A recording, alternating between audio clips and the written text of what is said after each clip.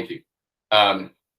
If you've been in these meetings for a while, you've heard me speak of my dad because he is a top-notch salesperson. He's 81. He's been selling cars for over 50 years and literally probably sold more cars than any individual in the state of Texas ever.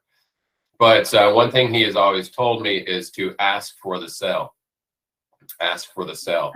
I think it's one thing I had to learn and kind of force myself to do. It did not come naturally. And we need to remember that really we are in sales. It doesn't mean being pushy or aggressive, but it's simply asking how we can help, or do you know anybody that I can help? So just a reminder to do that. An example, I have a nice lease listing right now. It's $3,500 a month. We got it leased in less than a week. A couple of years ago, I was doing Popeyes.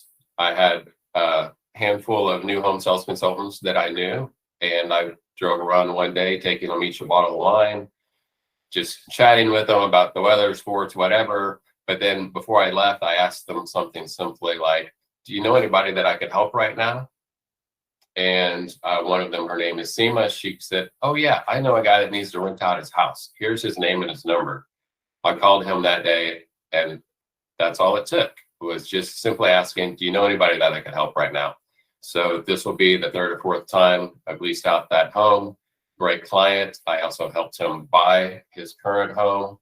And I met with him the other day. He's already talking about selling that home. So it all came from asking. I think we're leaving a lot of business on the table if we simply don't ask. It could be meeting somebody at the grocery store. You start talking about real estate. Before you leave that person, when you give them your card, just say, do you know anybody right now that I can help? Or I'm looking for a couple people to help.